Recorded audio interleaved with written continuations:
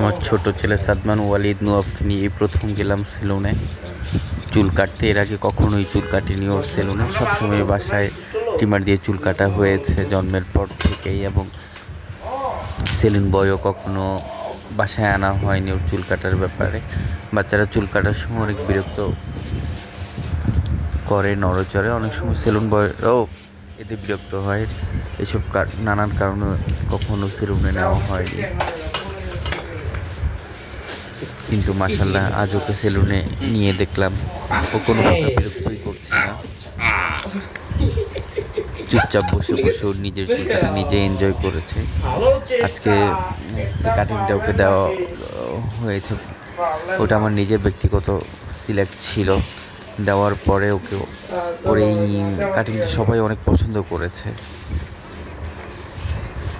ও নিজেও আয়নার মধ্যে দেখে দেখে ভাবছিল বারবার হয়তো কি করা হচ্ছে। সেলুনে যাওয়ার সময় ওর চিরুনি, তারপর গায়ে যে গাউনটা পরা আছে কভারটাও আমি বাসা থেকে নিয়ে গিয়েছিলাম, এবং ব্রাশটাও নিয়ে গিয়েছিলাম। ওইগুলো আমার বাসাতেই থাকে। আমি আমার দুই ছেলে চুল কাটার সময় ওইগুলো সেলুনে নিয়ে যাই। সেলুনের ওই কাপড়গুলো আমরা ইউজ করি না, কারণ প্রতিদিনই প্রায় 40-50 জনের মানুষের গায়ে একই কাপড় পরানো হয়। এগুলো কবে ধোয়া হয় তাও আমরা ভালো করে জানি না, যেহেতু এখান থেকে স্কিন ডিজিজের একটা পসিবিলিটি থাকে বা হয়েও থাকে অনেকের, হয়তো ওনারা নিজেরাও জানে না কেন হয় এই ব্যাপার। এই জিনিসগুলো এড়ানোর জন্যই আমরা দীর্ঘ অনেক বছর থেকে এই ব্যাপারটা ইউজ করে যাচ্ছি। মোবাইল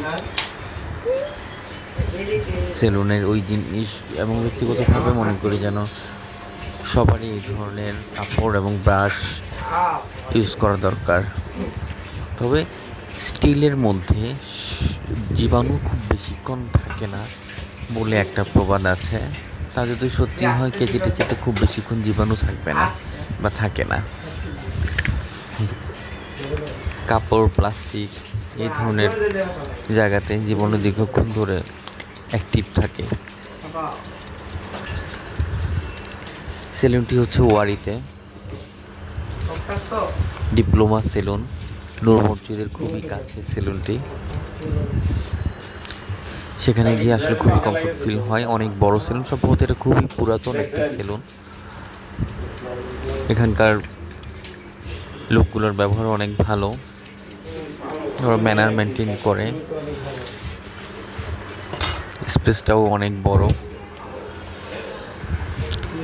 এলাকার সেলুনগুলোতে বা অধিকাংশ সেলুনগুলোতে একটা বাজে ব্যাপার হলো, চুল কাটার জন্য গেলাম বা শুধু শেভ করতে গেলাম, তারা বলবে যে একটু ম্যাসাজ করে দেয়, একটু কালার করে দেয়, একটু শাইনিং করে দেয়, শ্যাম্পু করে দেয়। আমি যেটা করতে চাচ্ছি না, ওটা ফোর্সফুলি করানো একটা খুব বেড হ্যাবিট বলে মনে হয় আমার কাছে। এই ধরনের অ্যাক্টিভিটি যেখানেই পাই নেক্সট টাইম সেই সেলুনে না যাওয়ারই চেষ্টা করি, বা বাজে লাগে একটা নেগেটিভ প্ল্যাটফর্ম হয়ে দাঁড়ায় ওই সেলুনের অবস্থানটা।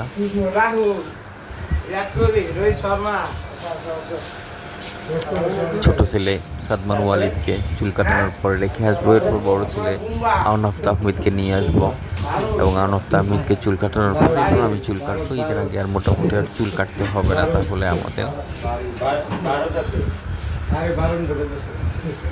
এরই মধ্যে এভাবে আমাদের ঈদটাও হয়ে যাবে ইনশাআল্লাহ। আজ বেশ কয়েকদিন পরে চুল এই ভিডিওটার মধ্যে